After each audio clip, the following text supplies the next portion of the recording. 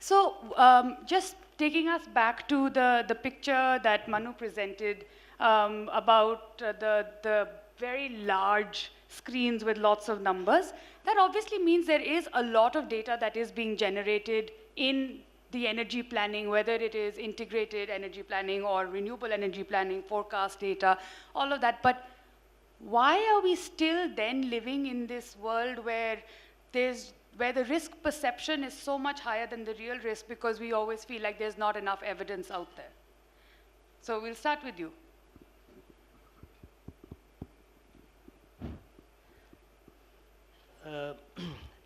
There is some lack of data as far as renewable is concerned, because we are still not very clear about the installed capacity of renewables that we have.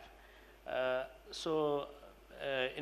are lots of small generation in renewable, which may or may not be recorded. I'm not sure. So what we are doing is that we are having a registry, a compulsory registration for renewables, and not only for renewables, for all types of generation, including captive generation, where they would have to mandatorily register with CA. It would get an online registration number. And if they don't do that, there are some penalties. They may either not be allowed to inject power to the grid, or if they are not yet connected to the grid, they wouldn't be allowed to connect to the grid. So this is renewables, especially renewables and captives, are where we may not have the complete data, and therefore we're trying to ensure it like that. But I don't know if the risk perception is due to non-availability of data, but because quite a lot of data is available.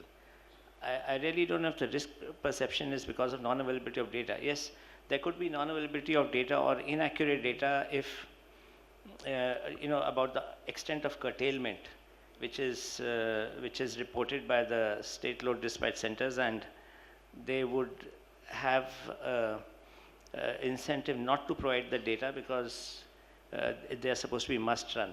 Renewable is supposed to be must run. Yes, we've struggled with that. That's human nature, I think. So you can't do anything about it. But I don't know if there's a risk perception because of non-availability of data, or is there risk perception on of non-signing of PPAs with generators, because basically the demand, what is grid connected, is being met, except for places which are underprivileged areas, which in any case the state discoms get a low revenue. So it's more related to that than anything else, I think. I don't know if there's a risk perception because of non-availability of data. Sure. But what I mean really by that is that there are real risks, and you've identified them around signing of PPAs, honoring PPAs, delays in payments. Those are all very real risks. But there is a delta between the risk perception and the real risk, because of which credit ratings are sometimes not so good, and because of which the cost of capital is higher. And so do you think that there would be value in, if there was more data available, that we'd be able to have access to better cost of capital and therefore cheaper power? So Vivek, over to you. Yeah. So first of all, I'm not going to talk about from the rating perspective, but I will share my personal experience of working with number of lenders on these issues, and I think largely we are trying to address that point. Worked with lenders, and one or two broad question which comes while evaluating the project is, one, whether there is a perceived or not perceived curtailment risk, which is also around the grid integration entire story. And the second is whether there is a payment risk, and how DISCOM over the period will not flat it out. So these two are the A category, B category concerns which lenders have. And C, I will talk about it, which is more to do with the radiation and how long term, whether there is people have seen the life over the period. So I'll talk about this. So let me first touch on the first point. I think on the first point, Manu mentioned that variation within the state. Now, everybody knows it's a local issue. The point here is that somebody, if he has to project for next 10 years, whether that curtailment will exist, that's the challenge. And that has to do with the historical data of that local, say Junagadh he mentioned, vis-a-vis the other area, and how the demand, local demand is going to come up in that area. I remember we did some exercise in Telangana where when they announced 1000 or 2000, I don't remember the exact number, of solar park, and eventually it was the lenders refused to do it because they also agreed largely, including the equity investors, that largely that the local demand in that grid is not there. So there could be a possible curtailment which will exist. So I think the data becomes critical there in terms of historical data of that local grid, plus to add that to it is how the demand is going to pan up in that area, which will have an impact therefore on the curtailment. Now that's one, and of course we can discuss and debate what are the mitigants even if we don't have the data. So mitigant one is that you have this PPAs which are more robust, that irrespective whether curtailment is there, I get paid.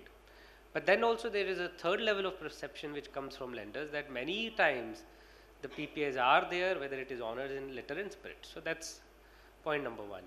Now on the second part which I mentioned about the radiation and the CUF, I think the only concern which I have seen in my experience for the last over decade in solar, on wind it is largely I would say established. It's not that kind of a issue anymore because Chintan is here, they know they have history of wind establishment, they have seen the success. But on solar specifically, still the life has not been seen. So there are many questions which comes, initially I'm saying, initially whether thin film will work, crystalline, I remember those days. Then gradually now, still, okay, we have not seen 20 years, whether this 20 years degradation will happen or not happen. Whether Indian scenarios, say in Rajasthan, which is very dusty, will the panel survive? The radiation may be high, panel might not survive. I got a new study which was shared with us while doing a diligence, which shows actually the best site is Leh Ladakh, which is most the cleanest and the sharpest. And one of the worst site was in Rajasthan, even though it was sunny, because it was dusty.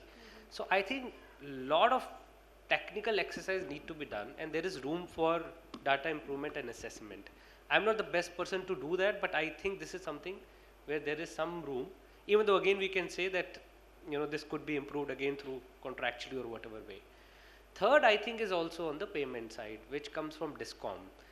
Mr. Prabhu mentioned, and Dhawan, in fact, Mr. Dhawan mentioned about the false propaganda, which is there from the thermal side. I think the entire false propaganda need to be addressed through again a robust data and studies, which I'm sure you guys are doing well, and other people also need to pitch in. And that false propaganda within the DISCOM also is that that if I over rely, who will meet my peak? That's remained the concern, and that's a genuine concern to an extent. I think I would not say that's not a concern on table at all. The question here is that we need to find a solution along with thermal or along with other solutions which possibly addresses their concerns, considering they have a certain fixed cost liability which they have to pay over the period of time. So I think I'll come back. That's my first 3 points here. Thanks.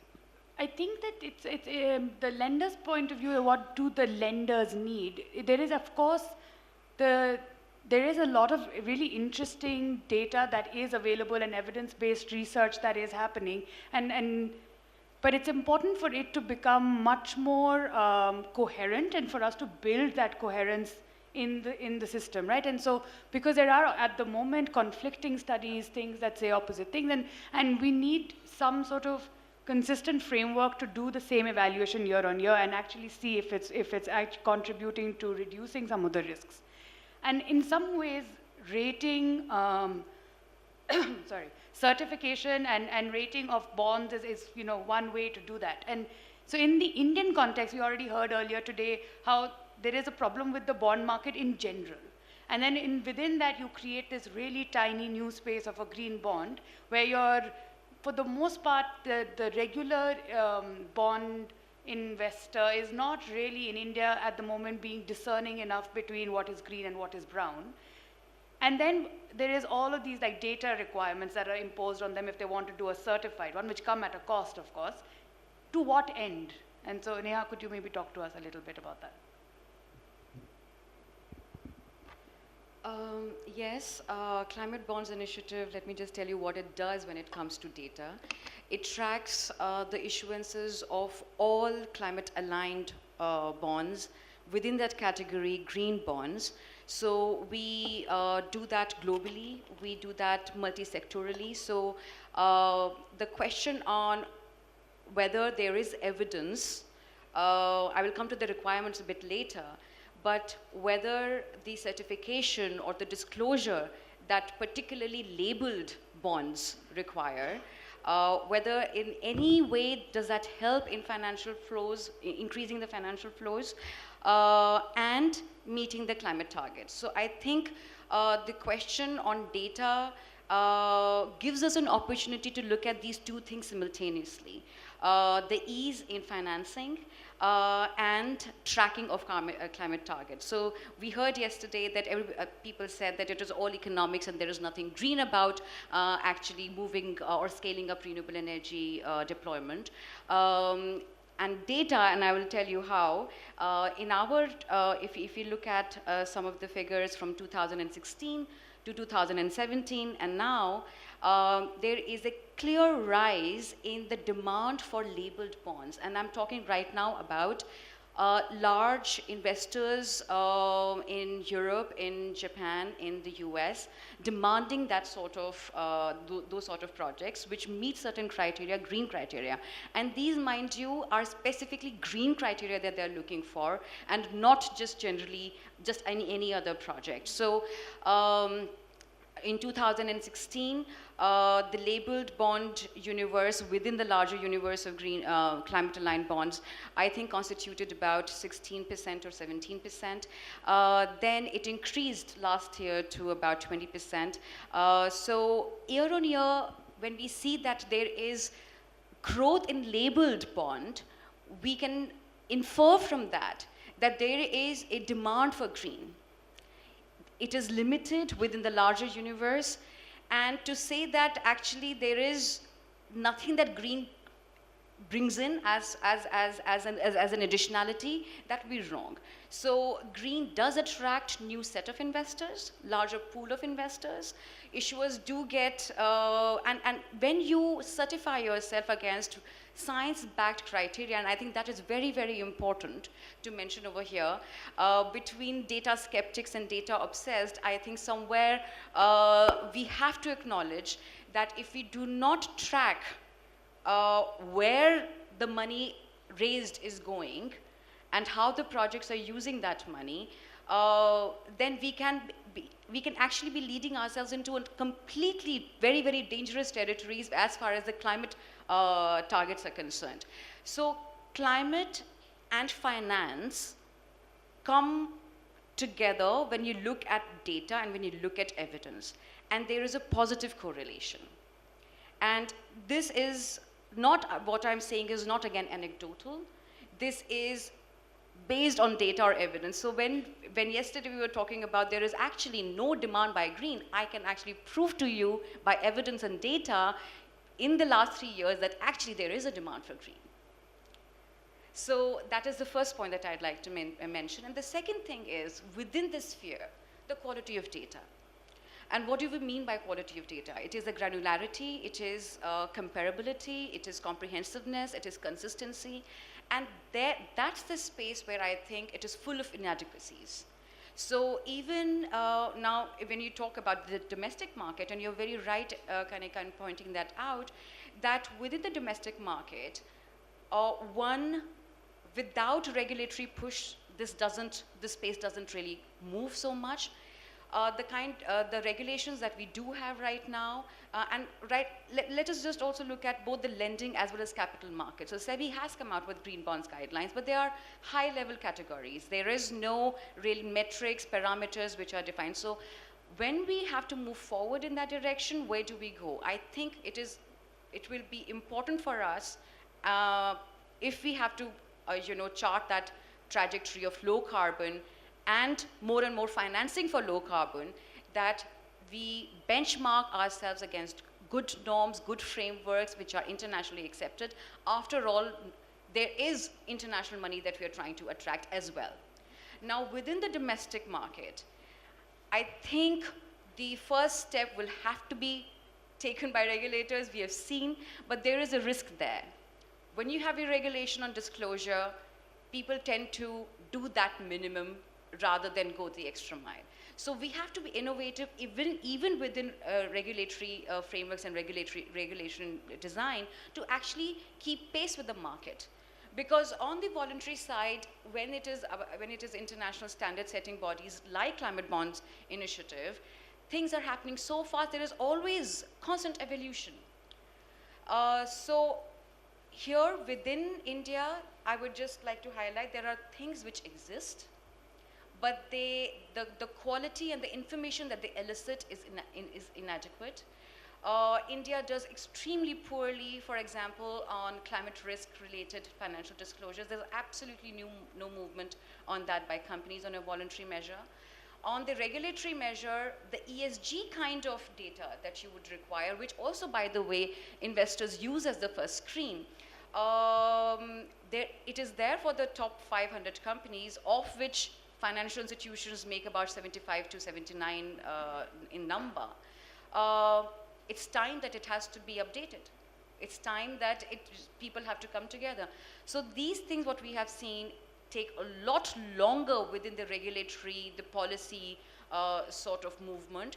But unless that nudge is provided again, the markets don't seem to move, because for disclosure, there doesn't seem to be a business case enough for them to come out with data. However, even pure play companies like only renewable energy companies, and most of the labeled bonds, by the way, have been in the renewable energy sector. So it goes to say that even they actually are looking to be certified so that they become easily distinguishable to potential investors. Investors, of course, hedge their risks against, climate-related risks in the future. So there are advantages on both sides. That is what I would like to say right now. Yeah. So clearly, if you don't force people to do something, they won't do it, especially when it comes on the data front.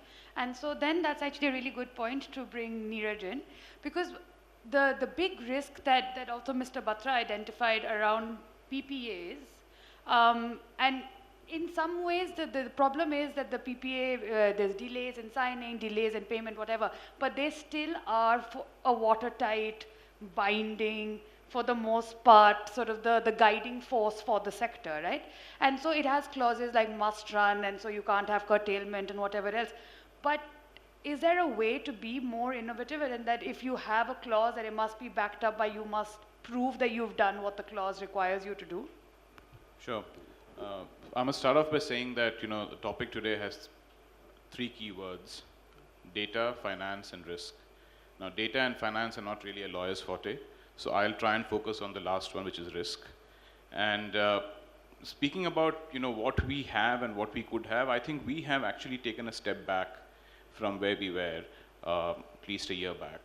And I'm actually referring to, we're all talking about solar, so I'll start off with solar. I'm referring to the SECI, the bidding norms and bidding guidelines, where they've actually said that curtailment is now legalized.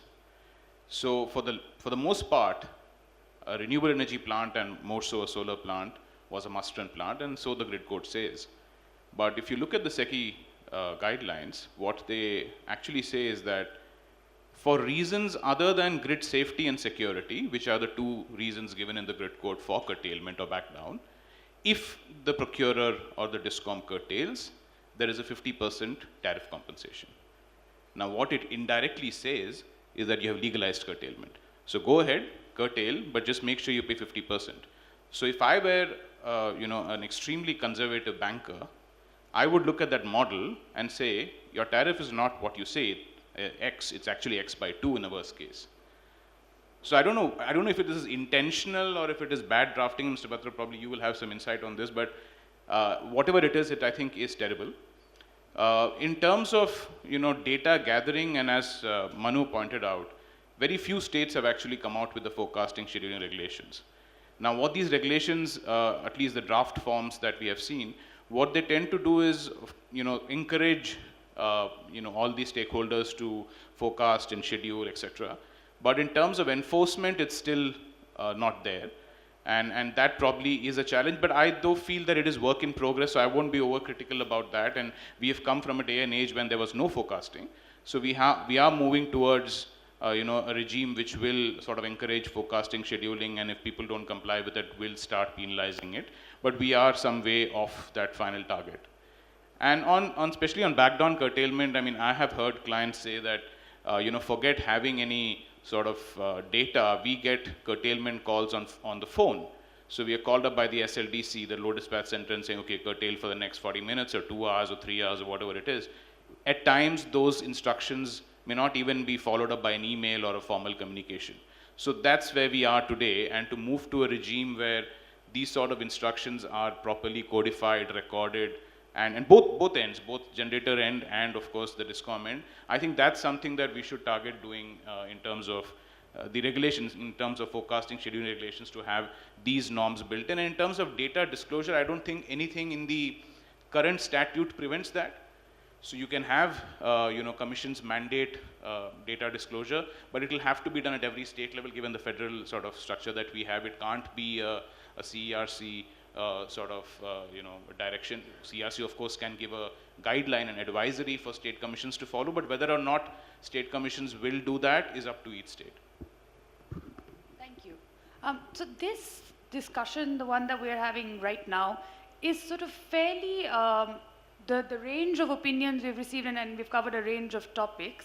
And in some ways, actually, the different sessions today are like building blocks, right? So we're going to do a deep dive on regulation and PPAs in the next session. We're going to talk about risks some more in the afternoon. And then we're also going to talk about something that we don't talk about enough, which is rooftop solar, and is that the final frontier? But I think that it's important for us, the reason I'm bringing this up now is because data actually plays a very important role in each of these aspects. And everything from very, very macro level planning, which is what you're doing, to very specific companies doing issuances, which is what Neha was talking about. I think that there's quality of data required, and then using that data. I mean, it's not data just for data's sake. We can create a lot of it, but is there a way to use it more effectively and efficiently than we already are? And that's my same question to all of you, and we'll do very quick responses to this and then open it up, is that given all the data that is already available, and you said that there was a lot of it, is there a way to use it more effectively and to drive the sector forward in a way that we are not already doing? Can I just answer what Yes, Neeraj was saying? Yes, when you got a very good bid in Madhya Pradesh, Riva, that was 2 rupees, some 44 paisa probably.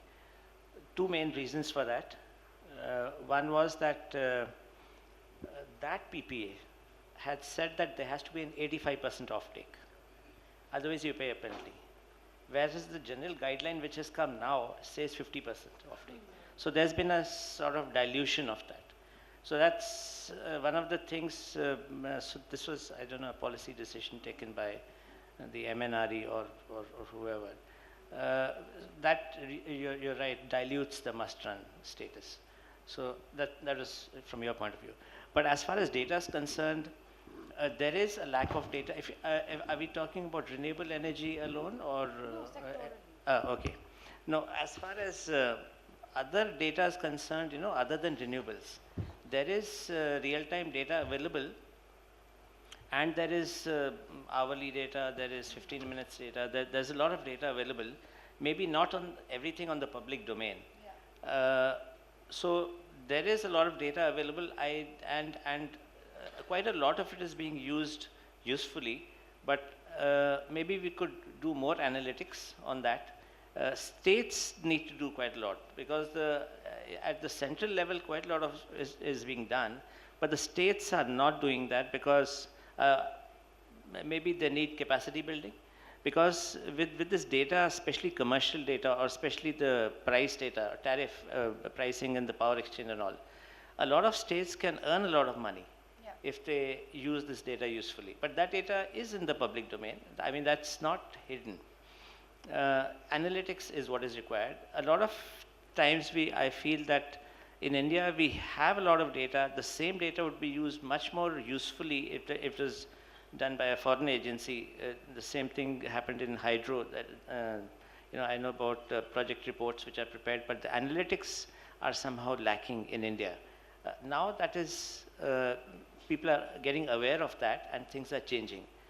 But that's one of the things. And as far as renewable energy data is concerned, yes, we were deciding about ancillary services, type of to balance renewables. And for that, you need real-time data of renewable in the country, state-wise and country-wise. And that real-time data, we are making an effort to get it 100%. We have managed to get quite a lot. We're taking regular meetings to see that that happens. And we've asked for a weekly reporting on the number of wind generators and number of solar parks which have started giving data, and the reliability of that communication channel. So we've recently held a meeting where we asked them to give us weekly updates on that, because that is what is required to determine the extent or the quantum of ancillary services required for balancing at different levels. There are three types of response: quick response, which is in seconds; another a little slower response, which is in minutes, and then in half an hour also. So once we have that data, we would be able to estimate the requirements of ancillary services. Yes, so there is some more data that is required, and there is some data which is available, which probably is not being analyzed as to the extent that it should be. So if I could just, on that point, ask a follow-up question. What kind of analytics? I completely agree with you that there is a need for that, but what specifically do you think can be done, especially in the context of growing renewables, grid integration, all of that? Because if this data is available, can we use it to ease some of these problems? Okay, one is the pricing data, which is every 15 minutes it's available on the internet and the power exchange, and people can plan their scheduling accordingly, so that in case they have excess energy, they can estimate or they know the price that is going to. Actually, there is an intraday market also, so they can sell within 4 hours also power if they have excess, and they can buy power if they find a shortage. That's the sort of granularity that they can do, which is not being done. But there is another data which will help in long-term procurement planning, long-term, medium-term, and short-term. And that would come more when we have smart meters, because the smart meters will give transformer-wise, or the distribution company can see transformer-wise the load profile of that transformer, and then in that case, whether they need to augment the distribution system, or they could even put a battery there. So if it's something comes for only half an hour, a peak load, why do they need to increase the transmission line or distribution line, which would take care of 24 hours? They could it would be cheaper for them to put a battery there to take care of only that half hour, and they don't need to augment it. And this is especially becoming more important in cities, because cities it is more difficult to get right of way and land for augmenting the distribution system. So these are things which can be analyzed and should be analyzed. I think there is some lacking in that. Yeah, it's very, very interesting points. So moving to you, Vivek, what do you think we can do with the data that we have? In fact, I was thinking while there was a mention that can we have a regulatory dictate around the data, and I was thinking that we recently did a study which is still not in public domain, but I can share it will be in some time soon. That study was on actually open access. Maybe not directly relevant, but the point of data and the point of disclosure is very relevant. We have seen in states, SLDCs have said no to open access, irrespective, thermal renewable, without any giving any basis and reasons. Documented, no reasons, no. The only thing they said, there is a potential transmission or grid or this. So point I'm saying that, even though if there is a regulatory dictate, which in these cases, for example, there is a need to have a regulatory dictate. For example, SLDC cannot say no without giving a required data. And similarly, I can foresee going forward that you will have an area of curtailment, or they will, like he's saying on the phone call, he's saying you need to back down. They need to give a substantial reason why they are saying that. So I think these are maybe micro issues, but if you sum it up and if you make it sum of parts, you will see this issue becoming relevant, especially if you're looking at 2022 and talking about not only 175, we're talking about 225 or 230. The entire integration, how this data is going to impact, there is some meaningful exercise need to be done. And one more suggestion I have that, I think it's time also for solar industry to actually look at last 10 years installation, 10 to 15 years, and see how the CUF or the production or the degradation has happened. It will be good to document that. A lot of answers will come out on the concern which is uncalled or perceived concern on that. That's actually also what we're trying to do along with the IEA in this analysis that we're doing, which is really building evidence that actually already exists, just it's not being analyzed. So the data that we are using actually to do that is mostly all openly available in the public domain. It's not easy to collate, it's not easy, it's not sort of comprehensive or clean or whatever, but it's doable, and that's what we showed today were really just few of the findings, and there's a lot that can still be done. So I think that it's important to build that kind of evidence for the sector. And Anu, and also what Manu suggested on electoral, I think because we work globally with insurance firms, they ask for a lot of data. So it's not that easy that they will ask for any premium and give it. No, the insurance industry works differently. Exactly. Yeah. So maybe I can also come in over here, Kanika, and I'll give you an example. I think data or inadequacy of data becomes so critical. I mean, we are facing this. Take the example of green buildings, for example, and take the example of efficiency of buildings in terms of carbon emissions. There are, first of all, multiple standards domestically, and then the baseline, even to develop a baseline, you don't get enough data. So the data requirement for this market to grow, whether I'll broadly use the term green market, it is extremely important to at least give the evidence to, it's a big market signaling mechanism as well. So it gives signal to the policymakers, it gives signals to the market, and to your point, Kanika, it is actually the bridge between micro and macro. And what we always feel in our discussions is that when you talk to companies, they would say it is the contract that gets funded, it is not green, but the aggregate societal environmental benefits which the governments are concerned about, which society as a whole is concerned about, these kind of data aggregation is extremely important. But I would also like to ask ourselves this question: who are those users of this data that are going to be, in fact, the first users? Because we are actually, let us admit, I mean, I would like to say that we are at the nascent stage of developing these kind of frameworks. And the first users would be investors, first users would be lenders, first users would be borrowers and policymakers. So even in this space, what we do not have is comparable data collection metrics that we really lack in a very, very big way. So that, I think, would be one of the first things to develop, and not develop it without keeping it in sync with the international developments. Because going forward, policy and regulation will keep on increasing on these issues. So as we speak, European Commission has already talking about, regulation on disclosures, regulation on, ESG and all of those things. And this is not limited to Europe, what is happening in Europe.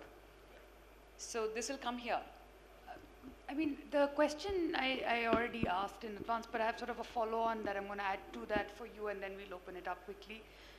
The market sort of drives, if there's a need for something, it would have happened, right? So this data exists for the most part. General skills to analyze it also exist or would have come up if there was a real demand for it. And since you work with so many of these different stakeholders in the sector, why do you, and everyone would seem to be a winner if there was more data available, why don't we do it? Well, not necessarily. I mean, I can just take from what Mr. Batra said about REVA, and we know the sort of problems we had in convincing the MP discoms to agree to that, compensation mechanism. So if you have that kind of data that sort of actually tracks curtailment or non-availability or back down, it is an exposure, because ultimately you're asking someone to pay up for that. So I'm not sure if all stakeholders are aligned on this sort of data disclosure. Also from the private sector, and I mean, I'm not an expert on that, but what I've heard is that the actual raw data that comes out from any of the installations, solar or wind, they are always filtered through the SCADA. So when they are filtered, are we really seeing the real raw numbers, or are we seeing data that is good to see? So that good to see for the stakeholders of that project. So that sort of begs a question that, are we all actually aligned in wanting this data disclosure at the, complete level? And if we really need it, I think, I was just thinking about it right now while you were speaking on it, that probably we could look at, having some suggestions go to the ministry to include this as part of either the energy policy or the tariff policy, because both of these policies have statutory backing. Unlike a CERC sort of guideline or advisory, which the state commissions may or may not necessarily agree with and implement, if you write it in the policy saying that, the ministry would want every state and every sort of stakeholder in that value chain to come up with a certain data disclosure matrix, that is something that might help. And currently the tariff policy has probably 4 or 5 mention of scheduling and forecasting, which is, in my view, thoroughly inadequate. But if we could, sort of prompt the ministry to think about on those lines, to have this under a statute-backed sort of directive or a guideline, which then becomes implementable across the nation. Okay, so this is actually a continuing conversation. We could perhaps do one quick question from the audience now, in the interest of time, and I know that one of my panelists has to leave. But also the questions that you would be interested in asking now would sort of be just as relevant in the coming sessions, and we could also hear from different perspectives on similar questions. So if there is one very pressing question, I'd be happy to take it now, or else we can save it for later. So your hands should go up now if you are not going to be able to wait. Okay, we have one right in the front, we'll take that.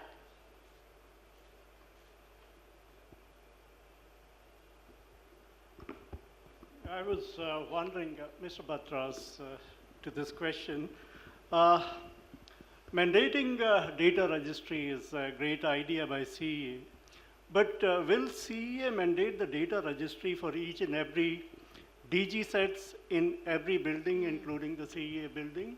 Because that kind of capacity would be much, much more, it could be as much as the current grid-based capacity. Also, that is CEA thinking of coming up with a policy for not mandating future space coming up with DG sets, and that should be mandated with any other alternative source of backup energy supplies, because mushrooming of DG sets has come up largely because we did not have the quality power supplies on a continuous basis. So what's your take on that? At present, we are coming out with 0.5 megawatt and above, because that itself will cover a lot of that's great. generators. That is for all types of generators, but which are grid connected so far, not captive, and which are not grid connected. But we can, of course, at a later stage change that captives are, sorry, even standalone are covered. Everything is covered except that standalone. So far, we're not imposing a penalty because in any case they're not grid connected. So you can't give a penalty that you cannot inject power into the grid because in any case they're not grid connected. So we would think of a penalty, maybe, actually there is a penalty for not following any regulations. Now these would be in the form of regulations, and regulations is subordinate law. So whatever provision is there in the Electricity Act for not following law would be applicable to that also. So by default, yes, everybody who doesn't supply the data would be penalized. As far as DG sets are concerned, yes, you're right. It's a concern, but I think economics now are dictating people to shift to solar plus battery, which is coming out cheaper than DG sets. So a lot of telecom towers have already shifted to that, and our condominium was also thinking of shifting. So let's hope they're just dragging their feet. It's just waiting and watching. But I think economics already dictates that DG sets should be replaced by solar plus battery. The Why can't combination of it the two is become coming out. Mandatory. That I think would come under the realm of Environment Ministry, if they want to stop fossil or emissions, things like that. I don't know whether yes, Power Ministry can So do clearly that. data is not the only problem we need to fix. We also need to have much more interministerial coordination. And that actually is a really good segue for us to think about what is the role of policy and regulation, which is what we are going to discuss next. So on that note, thank you very much for that very interesting question, and to all of the panelists for a really, really engaging discussion on a range of topics. Mr. Batra. Sorry, I just wanted to support what I mean, I just wanted to say that the electricity policy and the tariff policy, which is made by the Ministry of Power, actually includes some provisions of the environment also. So I don't know if we should take over the entire function of Ministry of Environment. So it does include use of water, wastewater for power stations, and some other waste to energy. There's some other functions which are given in that. So, so just to tell you that. Okay. Thank you very much.